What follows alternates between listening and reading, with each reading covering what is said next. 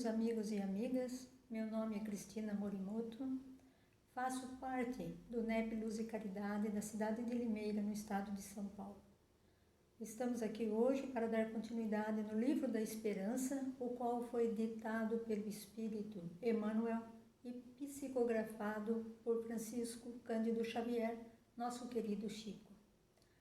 O capítulo é o capítulo 17, o nome Supercultura.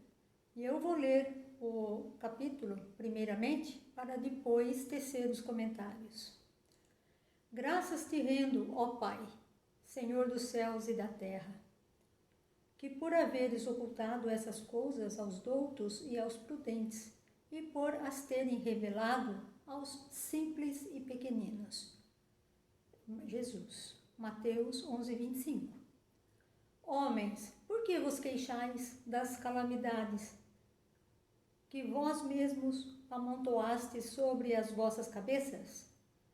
Desprezaste a santa divina moral do Cristo. Não vos espanteis, pois, de que a taça da iniquidade haja transbordado de todos os lados.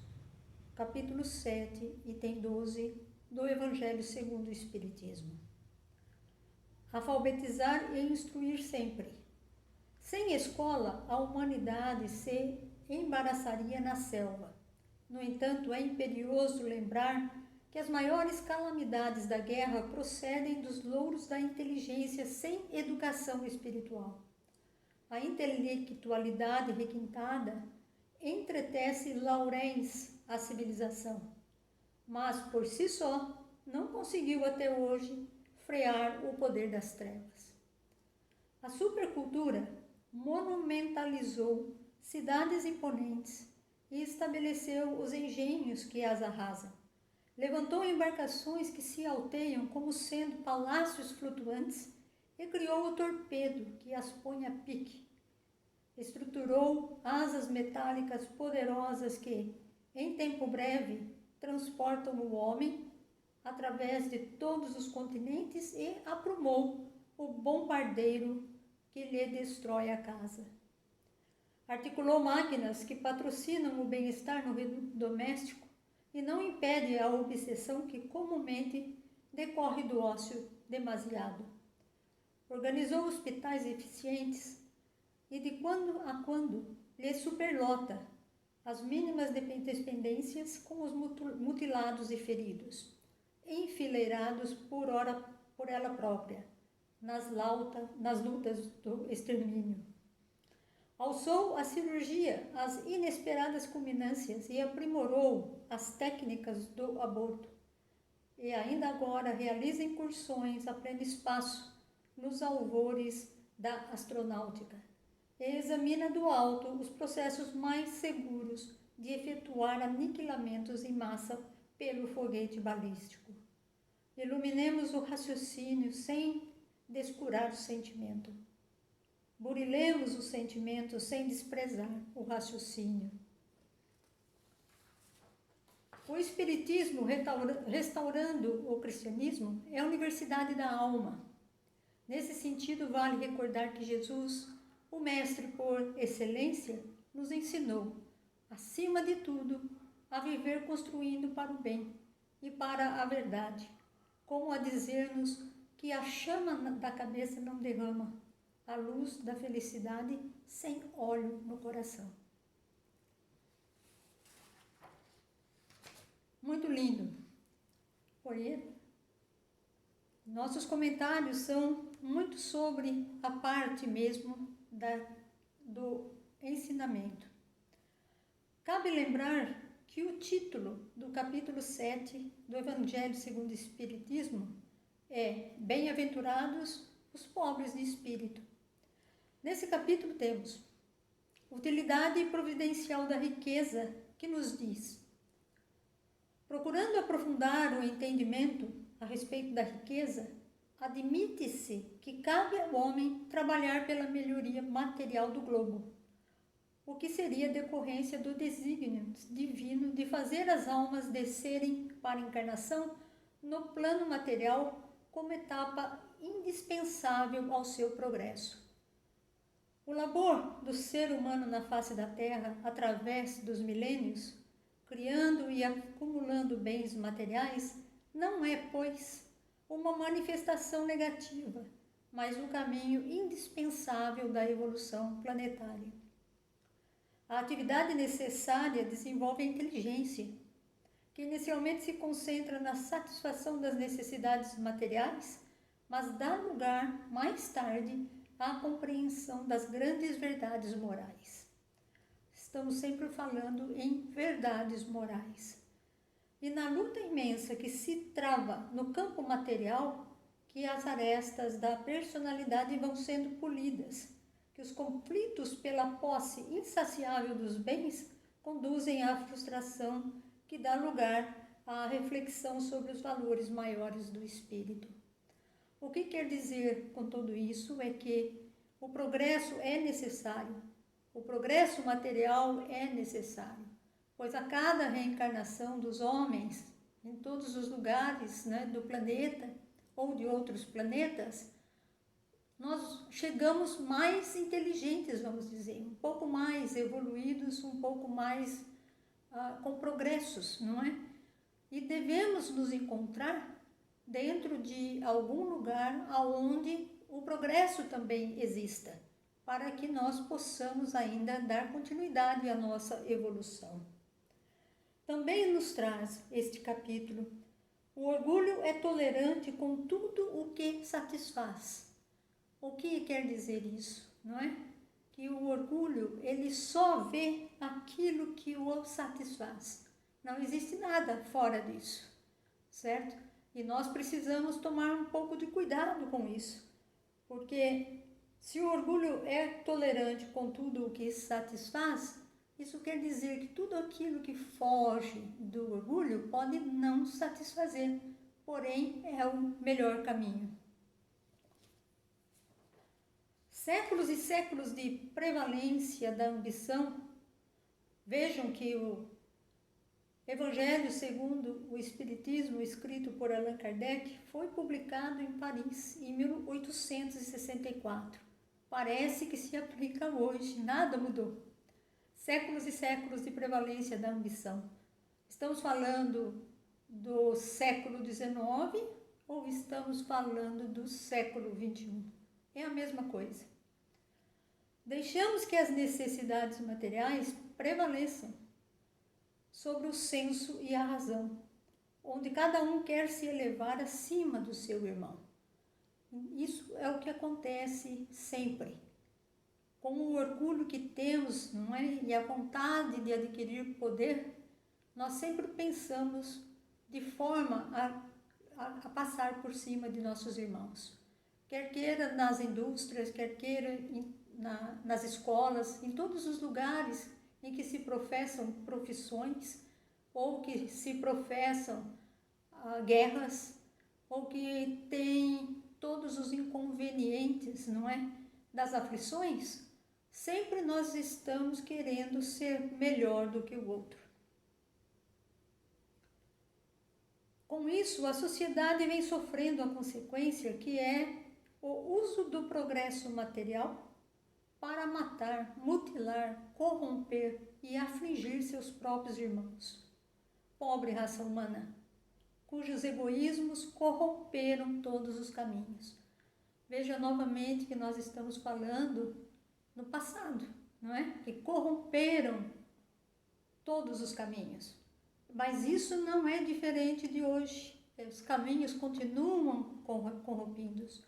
Os caminhos continuam sendo os mesmos. Muitos até pode ser que já tenham progredido espiritualmente, mas mesmo estes são muitas vezes pisados, não é? Como se fossem aqueles que não sabem o que estão querendo. A única coisa que nos interessa é a competição, é a vontade de ser mais e maior sempre. Mas não adianta somente reconhecer o estado das coisas. A gente pode dizer, ok, isso daí existe desde o século XIX, desde quando Jesus Cristo chegou na Terra, desde antes de Jesus Cristo. Porém, nós podemos dizer sobre isso, podemos falar muito pelo que aconteceu, mas também é preciso retomar a coragem. O caminho, sem dúvida, passa pela educação espiritual. Roberto Rapé, do Centro de Educação Espiritual, em Araçoiaba da Serra, no estado de São Paulo, nos traz alguns pontos de reflexão muito interessantes que devem ser sempre lembrados.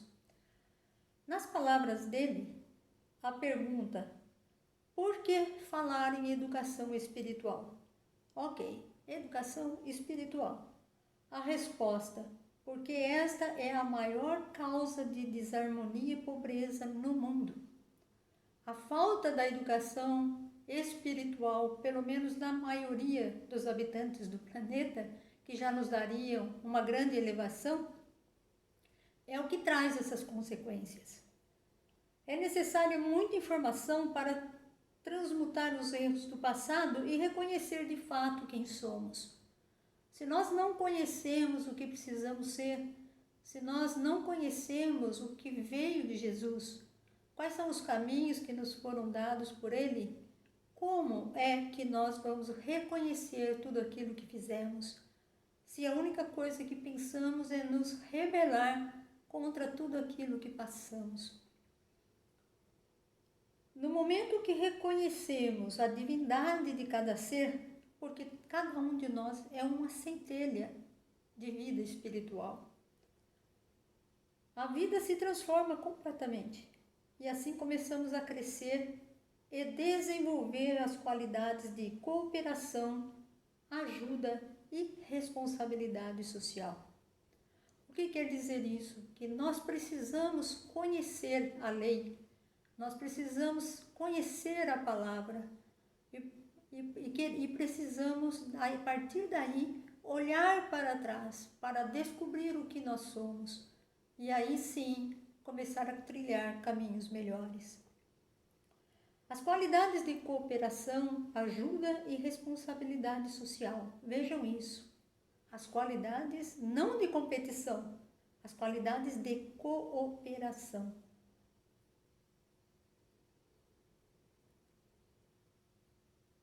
Um movimento consciente, ele tem que ser consciente, ele não pode ser titubeante, não é? Uma parte de grandes tentativas e muitas tentativas e nada de criar uma consciência para esse estado, o estado de competição, para mudar ao estado de cooperação, com equilíbrio e tranquilidade. Esta é as duas outras palavras-chave, equilíbrio e tranquilidade. Por quê? Porque nada que não é feito com equilíbrio e tranquilidade nos afeta, não é? Nos deixa mais nervosos e nos deixa criando problemas aonde não tem. Um movimento consciente de um estado de competição para o de cooperação com equilíbrio e tranquilidade.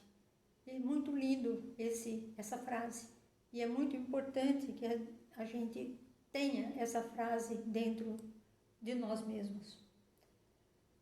Ser espiritual é ser amoroso, é colocar-se a serviço da humanidade, a grande família do Pai Maior.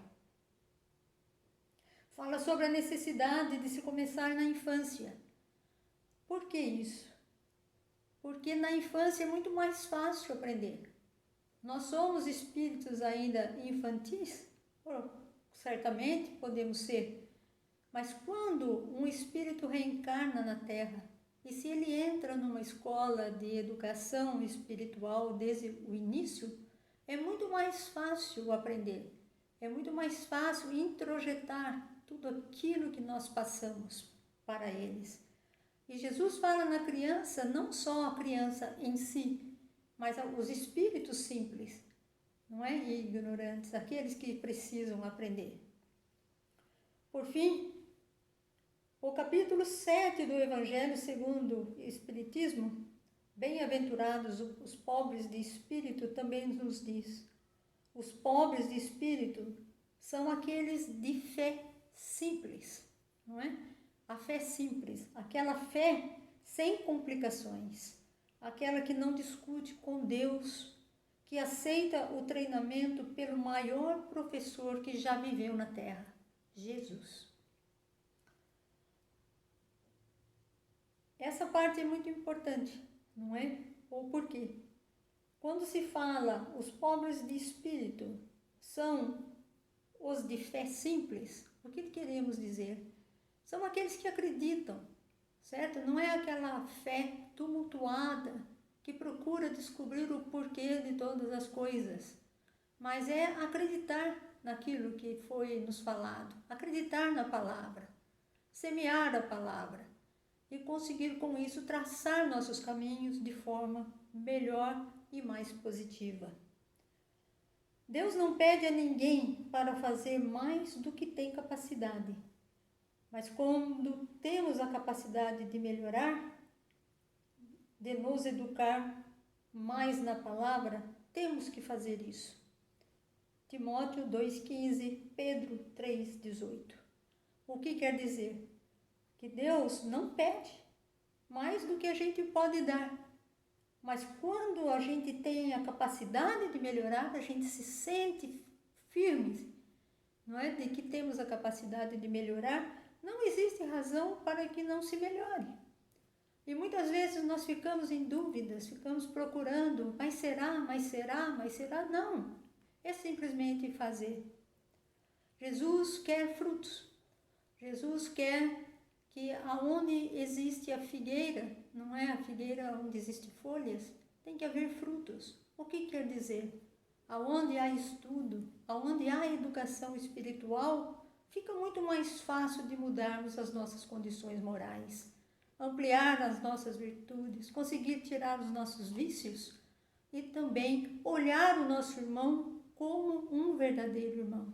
Que toda a humanidade seja fraterna no mundo de nosso Deus Pai.